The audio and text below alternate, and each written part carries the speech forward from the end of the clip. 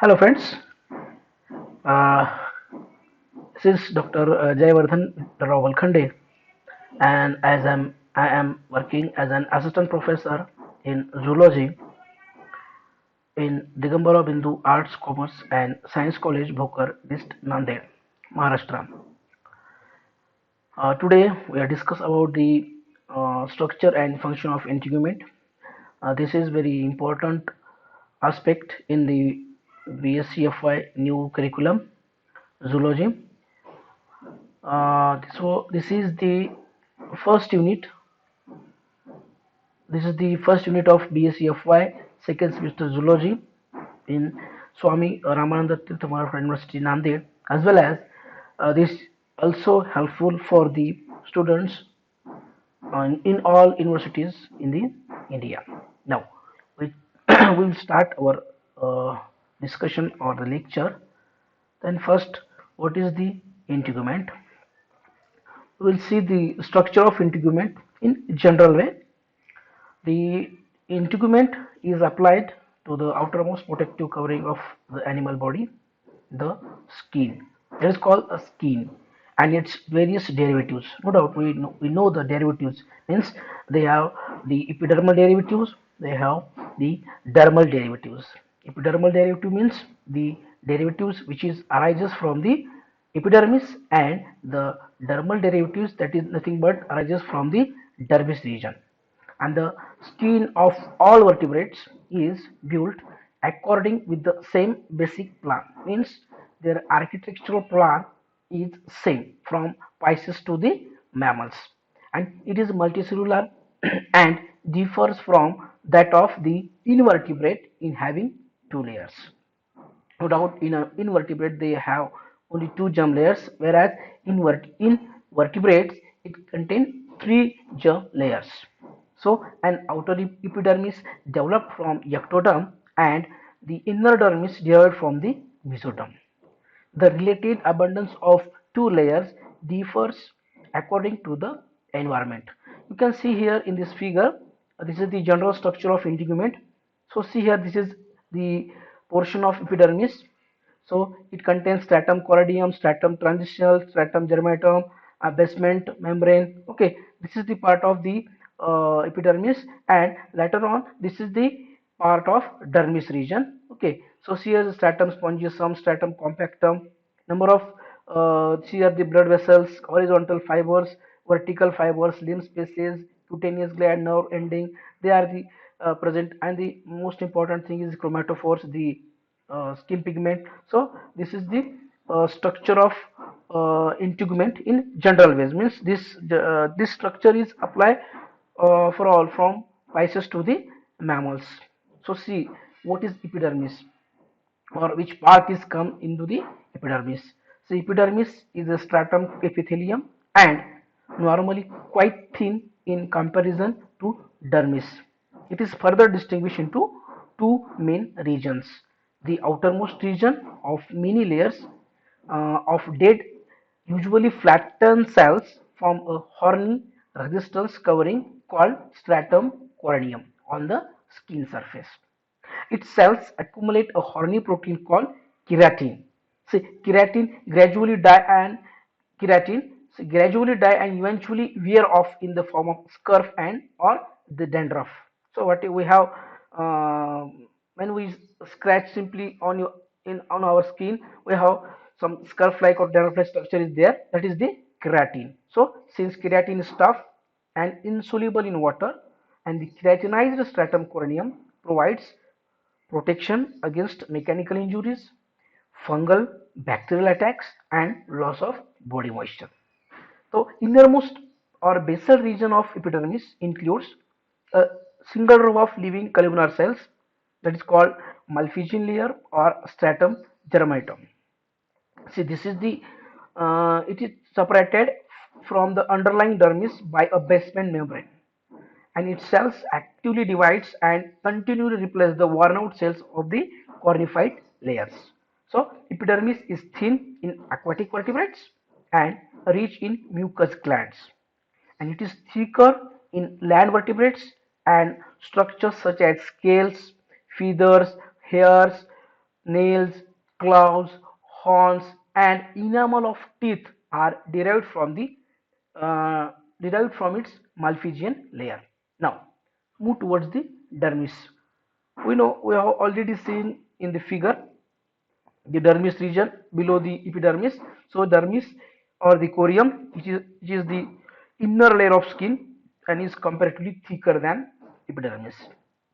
It is composed of fibrous connective tissue and contains many blood capillaries, lymph vessels, muscle fibers, nerve fibers, sense organs, and elastic fibers which bring the skin back to its normal shape. So then the pigment cells, or it also called as melanocytes, they are mostly located in the dermis region. Although sometimes pigment granules are also found in the epidermis. Now, the fat may accumulate as reserve food in special cells called adipocytes in deeper parts of the dermis and in the subcutaneous tissue. This is the structure of general structure of integument in vertebrates. Now we will now move towards the skin from Pisces to the mammals. Okay, so first of all we see the skin in a cyclostomata and fishes. So see, this is the two figures. This is the figure of a cyclostomata, a skin of a cyclostomata, and this is the skin of fishes. So see here, skin in cyclostomata, it doesn't, the keratin does not occur in epidermis in this skin of cyclostomata. It differs from that of protochordates but resembles that of higher chordates in being multi-layered and more durable. Epidermis contains three types of secretory cells or unicellular glands. They are mucus glands. It secrete slim elongated club cells with hyaline cytoplasm, are probably neural or scap forming, and granular cells are unknown their function. And below the epidermis, a layer of collagen and elastic fibers forms cutis, and this also contains star shaped pigment cells. So this is nothing but the skin found in the cyclostomata. Now we move towards the skin in fishes. So see, the epidermis is several layered but simple. No doubt the epidermis is simple in the fishes. It is thin and without a typical stratum corneum as an adaptation to life in water. So epidermis is quite rich in unicellular goblet or mucus gland cells secreting mucus which reduces friction between body surface and water. It protects from fungal and bacterial infection and controls osmosis. Then a few multicellular epidermal glands such as poison glands and light emitting organs of photophores may also be found. These light emitting organs or photophores, they are present in deep sea fishes. For the it also called as luminescent organ, and that luminescent organ, it is also useful. It is useful for the offense and defense mechanism in deep water where there is no penetrating of sunlight. So this is the photophores may also be found. Then the dermis of this fishes, the dermis is typical, but all the connective tissue fibers forming it run parallel to the surface. And a peculiarity is the presence of at least 5 types of dermal scales projecting above the surface. This is the peculiarity of the fishes. The cartilaginous fishes have placoid scales. Then this elasmobranchous fishes means, for example, in Squalodon, they have the placoid type of scales present, and the chondrosti and the holisti have these ganoid type of scales present in the dermis region, whereas the modern fishes, that is the teleosti, have the cycloid and ctenoid type of scale present. And lastly, but not least, the extinct fishes, they are not present now. The extinct fishes, they have the cosmoid type of scales, that is the cross of pterygi fishes. So these 5 types of scales presents in the dermis region of the fishes. Now the Patterns and brilliance of coloration are perhaps greatest in fishes than in any other group of chordates.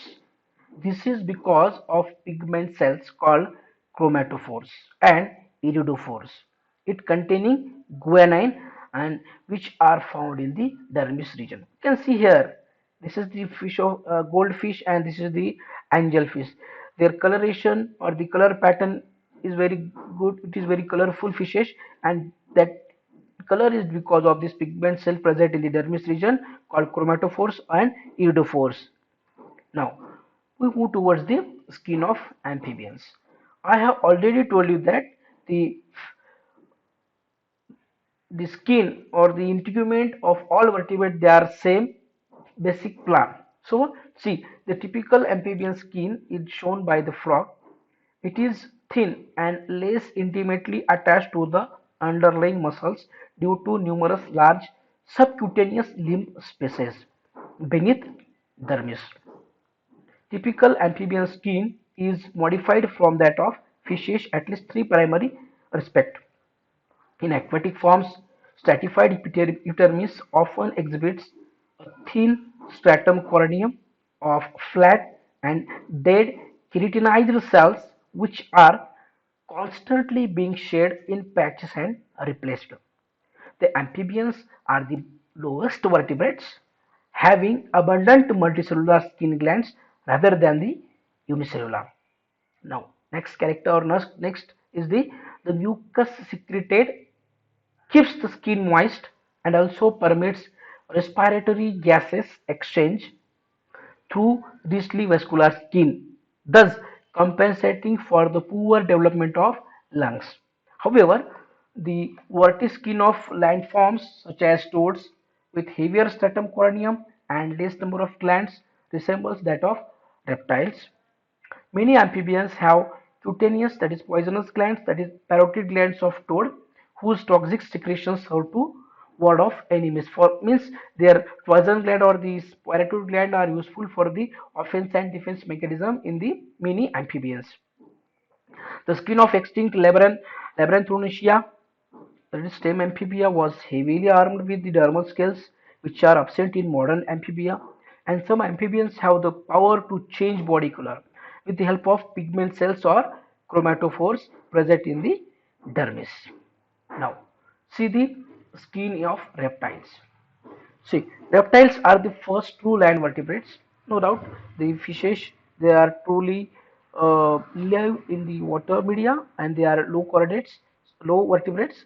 Then the amphibians, they live both the environment means from in the water and on the land also. But reptiles, they are the first true and land vertebrates, and their integument shows many terrestrial adaptations.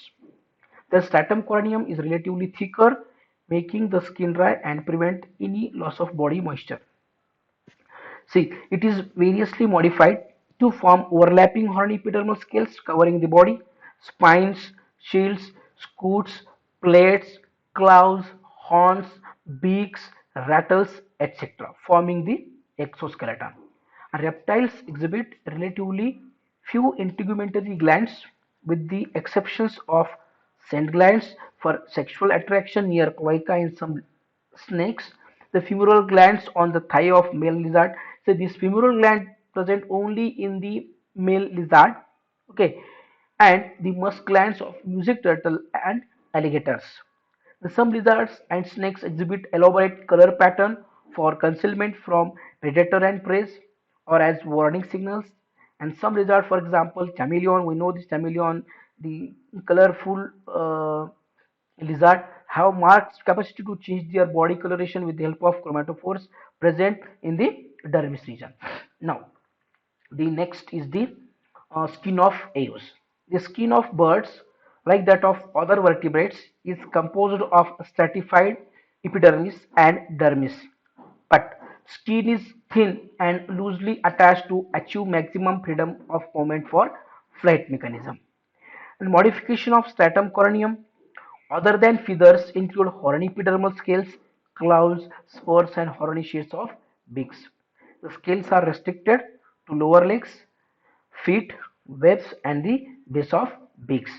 And the claws usually present on toes, may also occur on one or two fingers, that is in the ostrich, in whetison, in geese, etc. Like beaks, claws are also diversified and adapted to different habitats. Rest of the body is covered with feathers which undoubtedly evolved from epidermal scales. They protect the what is the function of feathers? So they protect and insulate the body. The feathers are shed and replaced seasonally. The three usual type of feathers are contour, down, and phyllopiums. No skin glands occur in birds, with the exception of uropygial or preen glands in tail region, which is particularly well developed in aquatic birds only. And its oily or waxy secretion is coated on feathers and beak during the preening. The bird's skin has no chromatophores. Melanocytes containing pigments migrate into feathers and scales. Body colors are mainly due to the reflection and refraction of light from the feathers. Now, the last skin, the higher animals in the vertebrates, they are the mammals. So, skin of mammals is elastic, waterproof, thickest of all vertebrates, and variously modified. The two layers, epidermis and dermis, have reached their highest specialization in the mammals. The thick epidermis is differentiated into five layers from the outside. See, these are the stratum corneum, stratum lucidum, then the stratum granulosum, stratum spinosum, and stratum germinatum, or the Malpighian layer. The stratum corneum, containing keratin, is particularly thicker on palms and soles, having maximum friction and wear and tear. Then modification of stratum corneum include horny epidermal scales, hairs, bristles, claws, nails, hooves, horns, etc. The mammalian skin has a wide variety of glands which are all multicellular based on function. There are five major types: sebaceous, sweat, mammary, lacrimal, and scent. Of these, mammary, sebaceous, and sweat glands are found only in mammals. The mucus glands do not occur in the epidermis of mammals. Dermis of mammal is proportionately much thicker than in other vertebrates. Hair color, we have hair color. So hair color is due to the presence of varying intensity of brown uh, or black pigment granules between the hair color is due to the presence of varying intensities of brown or black pigments granules between and within the hair cells. The skin color is due to varying concentration of melanin granules in basal layers of epidermis, or due to pigment containing melanocytes located in the dermis just beneath the epidermis. Albinism, we know the albinism. Albinism results from lack of pigments. Those animals, they do not contain the melanin pigment in their dermis region, they have the albinism. And while melanism results from the presence of an excess of black pigment, that is the skin of mammals. We have one by one see or saw the skin of vertebrates from the cyclostomata, fishes, then amphibians, and reptiles, aves, and mammals. Now we move towards the function of integument. What is the function of integument? See, the integument or skin of vertebrate is truly jack of all trades, since it performs many important functions. The most important function of the integument is the protection. So see, skin separates the animal from its external environment and helps to maintain a constant internal environment. It protects the body against a variety of mechanical and chemical injuries which may result from pressure, friction, blows, harmful gases, and fluids. Then various protective derivatives such as scales, bony plates, feathers, hairs, etc. reduces the force of injury, and they prevent excessive loss of body moisture and do not allow entry of harmful bacteria, fungi, and other foreign bodies.